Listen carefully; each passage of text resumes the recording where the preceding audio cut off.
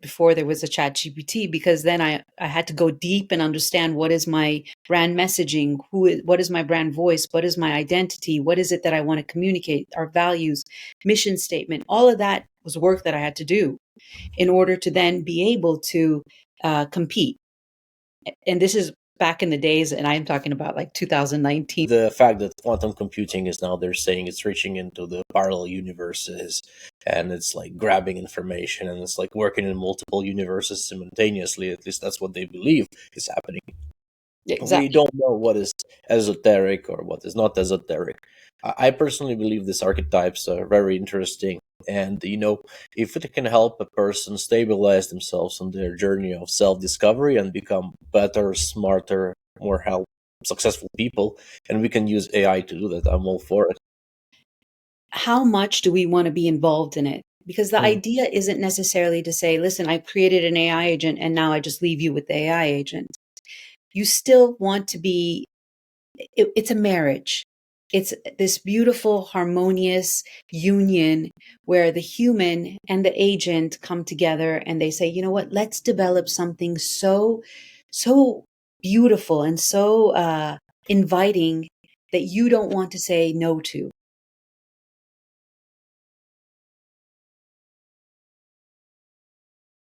Hi everyone, welcome to today's episode of What About AI Agents.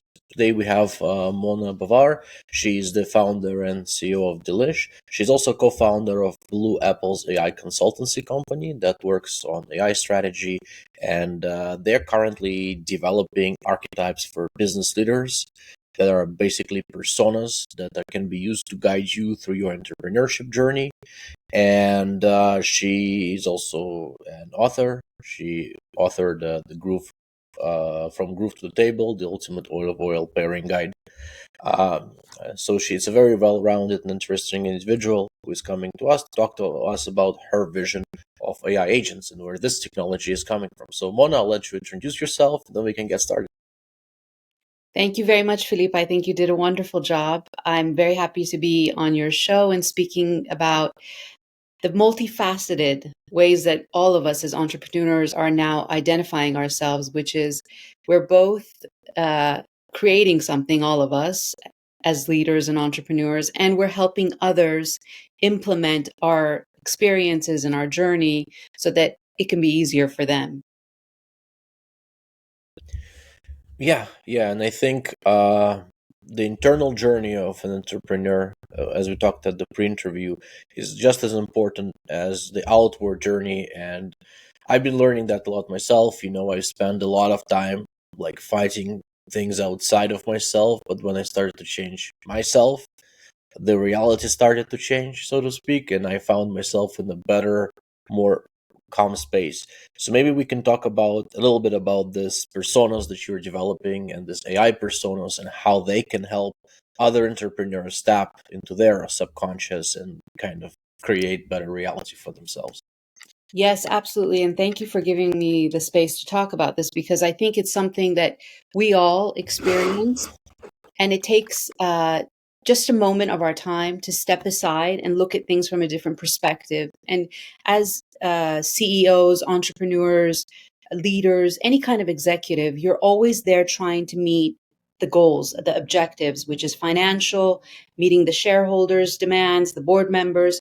So we never really get a chance to explore ourselves. And within each of us, based on Carl Jung, and that's what I used to create this guide. The guide is called the Entrepreneurial Guide for Archetypes for 2025, which every month we expose you with prompts, with AI prompts, to an archetype. And what do we mean by archetypes? I'll just give a little bit about the archetypes and what Carl Jung said about the archetypes, which I think it would be interesting for your listeners. Basically, he said that within each of us, there's a universal pattern. And from the moment that we're born, we are we come in contact with people, and those people influence us, and they become our archetypes. So we become from our parents, which are the caretakers. Then we go to school and we meet people, and they become maybe our friends or our enemies. And we start to build those archetypes. We have a friend or a teacher that we admire. So we take pieces of their personality.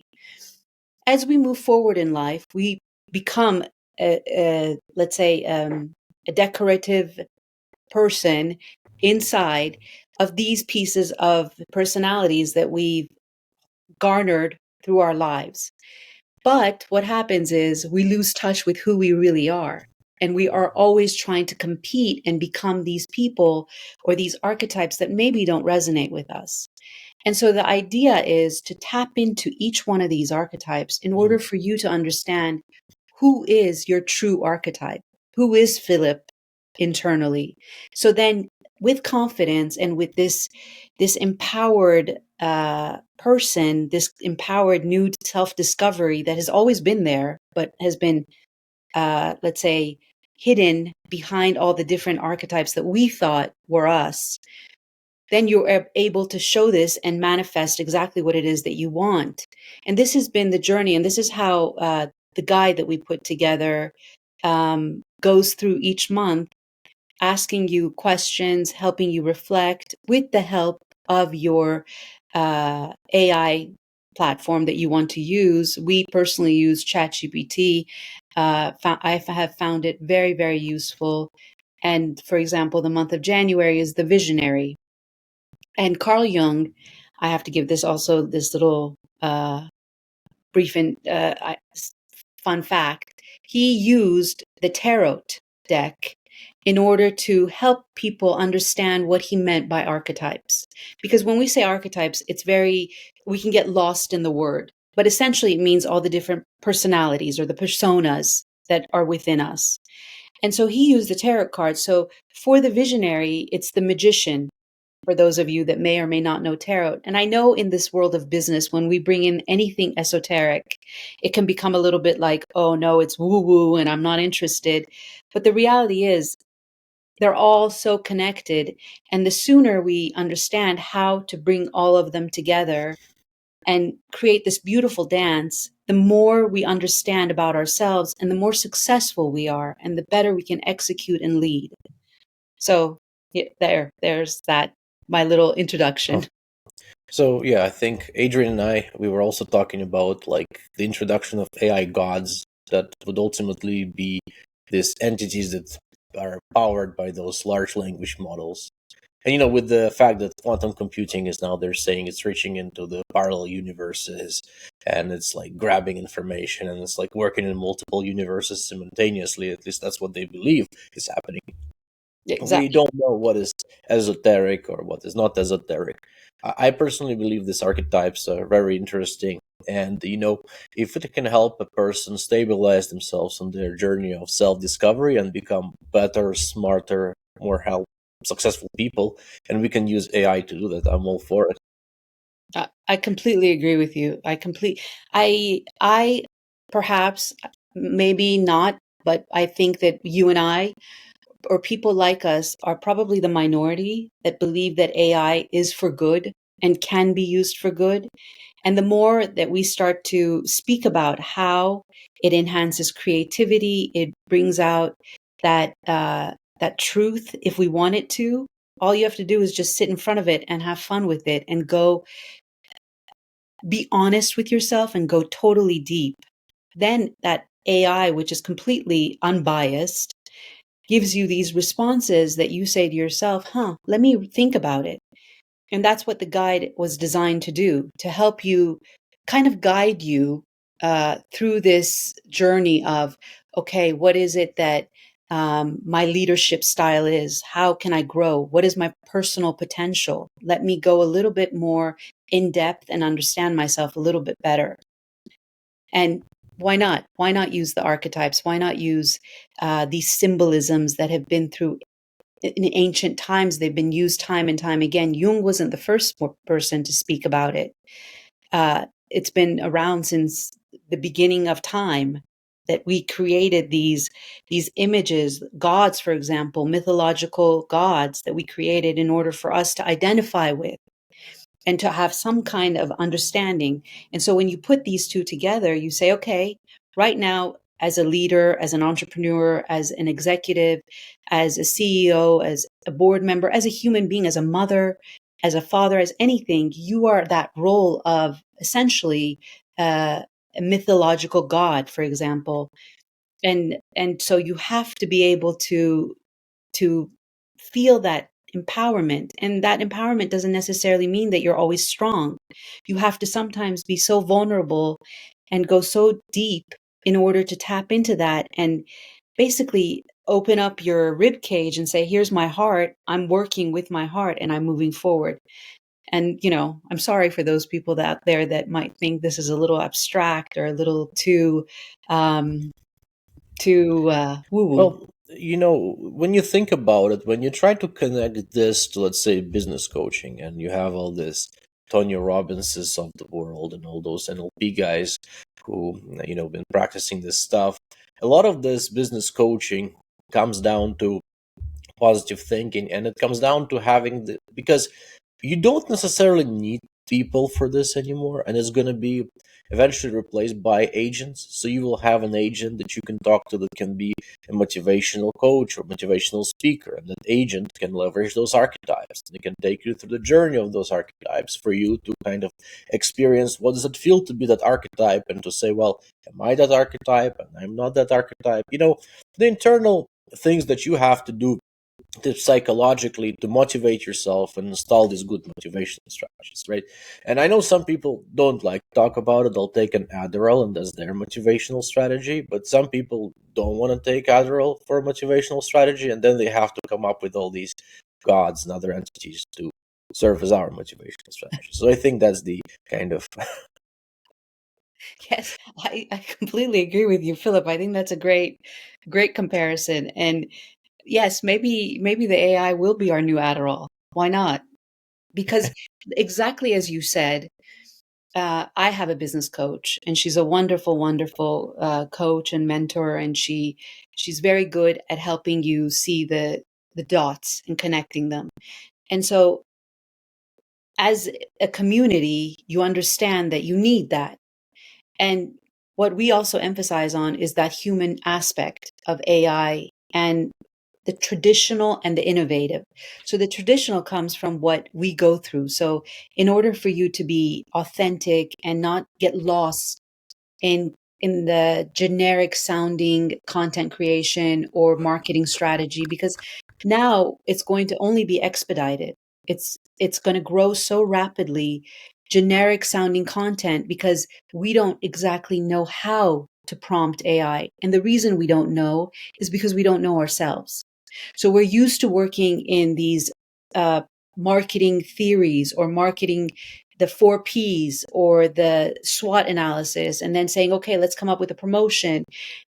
We've been in a box, and now it's saying, let's remove the box, but you have to know what your core is. So you have to know what your brand identity is. What is your brand voice? What is your style? What are you wanting to communicate? Who is your target audience? And that's research that you have to do for yourself. This is why I say there is no difference between personal journey and the external success.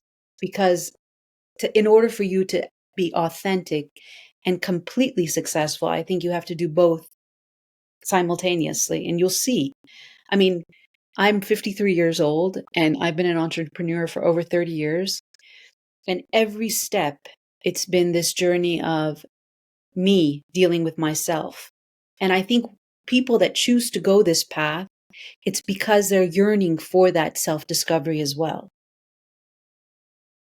yeah, especially now, and I think self discovery is going to become a lot harder for the younger generation because kids are more and more reliant on ChatGPT. You hear in the stories about like a grade 3 kid doing their homework, and they have like this basic questions like what is 5 plus 3, and it's asking ChatGPT those answers. So people will inherently start to rely on more and more and more on this technology, and which will take away from the skills that they need to succeed in life, right? Because it's going to be the only thing that they use. And AI is not right most of the time, a lot of the time, and it's not accurate a lot of the time, and it doesn't provide a good response. But when you're trained and conditioned to just rule the AI, and you don't know how to rule yourself, then you kind of become a slave to AI, kind of like that, or I don't know. Exactly. I completely agree with you. This is why I say you don't want to end up sounding generic, or you don't want to go in to using AI without having an understanding of yourself and your brand, because otherwise you're just going to get lost in it. And that's when you're going to say, oh, you know what? AI is not good, or AI is this, or AI is that, or because you won't see the ROI. You won't see you spending hours in front of ChatGPT creating content for your marketing or for your brand, and then not seeing the results. Because don't forget, you're still using it like everybody else is, all of your competitors. So you're all producing it the same way. So where is that small, and that before it Hmm. used to be you between your competitors, there was always this way of you differentiating yourself, right? This is my competitive advantage. Today, when we're with the help with AI present in the way people are using it, that competitive advantage is shrinking, because then we say, look at my competitor and write me a blog like they wrote, for example. But then where is that part where it says, you know what? Mona is different from Philippe. Where is that difference? So if you don't know yourself, you won't be able to stand out. And that's where the danger lies, I think. And that's where we call the human connection. Yeah, yeah. I was just thinking like personalization of your prompts, like, and if you're in a company, how does the prompt reflect your brand voice and your brand style? Because you can generically say it will just copy my brand voice and my brand style, but if most of your content on your site is written by AI, there is no brand voice, there is no brand style.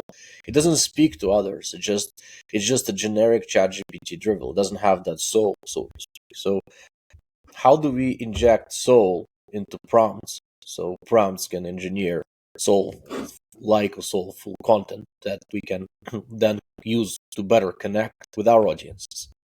Perfect That's question. I think it's perfect what you're saying. And that's the key. There is a reason why they call it prompt engineering. The engineer part is because it is precision. You have to know. It's like a recipe for chocolate souffle. If one little 0.0001% of it is off, then it's not going to work. It's not going to work in the sense that your authenticity, your soul, as you say, will not shine. It will not stand out. So again, you have to know how to do it. And the how comes from knowing who you are. And knowing who you are comes from a guide, your guidance, exploring what is your brand. You may just have an idea and you sit and say, you know what? My other business is Delish. Delish.us is a gifting company around food and design. Fortunately, I started it before there was a chat GPT, because then I had to go deep and understand what is my brand messaging, what is my brand voice, what is my identity, what is it that I want to communicate, our values, mission statement. All of that was work that I had to do in order to then be able to compete. And this is back in the days, and I'm talking about like 2019, 2020. I mean, it's not so far away, so far ago. Uh, so we all had to do this work. Today, most people say, okay, you know what? I have an idea. I want to create a cream for women that have age spots and dry skin. And then they say, give me the idea, give me this, give me the packaging, give me that. And AI will do that for you. But where is the soul? Where is your why? Where is your story? And you can even have the AI write it for you. But you know what? You're going to sound just like the person that already is out there. Because remember, the LLM just gathers information at speed of light and produces it for you. So you have to have already that work that's done within. And that's where the archetypes come in. That's where that self work comes in. Yeah, and especially in the luxury, like higher grade things, like fine things space, having that brand and connecting to people through that brand is so important. And when you are not doing that, and we are noticing, I think even now, there is a lot more things being produced, but it's just lower quality. It doesn't connect. People still haven't learned how to inject that individuality, because people connect to a brand. People connect to, like, I like that person, so I'm gonna wear what they wear. I like that style of food, so I'm gonna try all kinds of different types of that food. I'm gonna see, well, how is it different? Is it higher level, lower level, good, bad? People connect, and a lot of it is just connecting to the story, as you mentioned. So where do you see additional applications for like AI agents and adoption in the luxury industry? So, in one of our last shows, we were talking about personalization. So, like when you go into a restaurant and it recognizes you and it says, "Hi, Mona, how are you?" and just serves you the food that you already had before, and it's all done by AI in a robotic way. But that's great for Taco Bell. It might not be great for, like, let's say, a fine dining experience. So how would the fine dining restaurant, for example, leverage AI agents to connect? Uh, Here I have a little bit of perhaps, if you allow me, I want to get a little bit controversial in the sense that they say that the antithesis of AI is human connection. And so I feel very fortunate because my journey as an entrepreneur started around the table and human connection. So it's about food and design and the moments shared around the table. And we've taken that to whether that's an experience that we curate of multisensory tasting or journeys of memory through spices, what have you. And we also do gift boxes around this whole concept of storytelling and food and the table moments. So I can't necessarily say that I'm optimist or I'm pro using AI agents when it comes to places where you want to have that human connection. So we will yearn for that if we aren't already. If you see, there's a lot more retreats popping up, there's a lot more supper clubs or dining experiences that people are willing to spend money for. And I think it's because of that. We've been communicating through Zoom or through any kind of virtual. We now have AI. So mostly we're not even going to have colleagues or uh, coaches or people to turn to, maybe even therapists. I mean, a lot of jobs will become obsolete. So I don't want to say that let's start implementing AI agents where the human is needed, is it will be yearned for. Because remember, there's always this beautiful dance in finding equilibrium, whether it's the masculine, feminine energies, whether if it's the artificial intelligence and the human. So it's always mixing these two. So if you ask me where, I can sit and give you a business analysis of how AI agents can be used in luxury dining or in any kind of engagement with human beings. But if a robot has to come and tell me what kind of wine I should pair with my dish, I'd rather not. So that's where I say maybe we draw the line and maintain human connection where human connection is valued still. Because we still want to have memories, no? We still want to feel that shared moment. Maybe now it will become even more uh, special. Maybe it will break more boundaries. Maybe it will stop creating these kinds of bias. When you sit around a table and you share these moments, you don't ask someone what's your religion or what's your political belief or where do you just talk about the food. Where does your food come from? What's the story of your food? And then you see, oh my gosh, we have so much in common. That one dish is so common with all the other dishes that you from your culture has. So that part, Philippe, I'm sorry, I have to say no to. Well, yeah, I mean, we are gonna get a bunch of soulless experiences very soon from big corporate food companies. I would assume that that's where that's gonna go, and somebody will sell it to them eventually, just like they sold McDonald's to schools at one point. But you know, the idea that I believe we live in a simulation. This so-called matrix is kind of also a very, very, very well created model. But I do kind of agree with you that the way that it delivers things to us, especially when it's done well and graciously, is much better than whatever our current vision of these large language models are. And they will never be able to compete, at least on a human level. And if you want that human connection, because then maybe one of the conclusions I can lead from what you're saying is that we're going to see a lot of loneliness, in a bigger increase in loneliness, even more, because people will be talking to these agents and they will not get that human connection from them. So there is a huge opportunity for kind of psychological and self-evaluation that arises from this AI agent mania that we are going through now. Uh, yes, I do think, but this is again where we talk about how much do we want to be involved in it? Because the Mm, idea isn't necessarily to say, listen, I created an AI agent and now I just leave you with the AI agent. You still want to be, it's a marriage. It's this beautiful, harmonious union where the human and the agent come together and they say, you know what, let's develop something so beautiful and so inviting that you don't want to say no to, that it's going to take you, because as humans, we have this possibility. It's boundless for us to explore and to expand ourselves. mm, So we get, as you see throughout the times, like last century, the 20th century was completely different than the 21st century.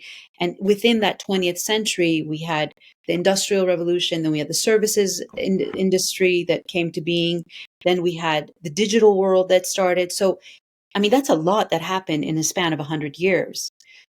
We don't know what's going to happen in this 21st century, but it's exciting. And the possibility of humans engaging with an agent or a robot. I mean, it can be beautiful. And I say, why don't we pick up this flag and say, you know what, let's do it in this very, very uh, beautiful, synchronized, unified way, which could be the human is this soft energy and the agent is this, let's say, masculine energy that they are meant, I mean, we're meant to go together. I mean, this is just, you know, abstract, please. No, no, this is like a definition of a cyborg almost, where people will implant themselves with these Elon Musk chips, and you're gonna have that LLM agent in your head all the time. Yes. Or and then how do you reconcile what is yourself and what is this LLM, right? They had those old schools of meditation where they would go and they would ask, who am I? And they would sit and they would try to ponder, who am I, right? And why would they do that?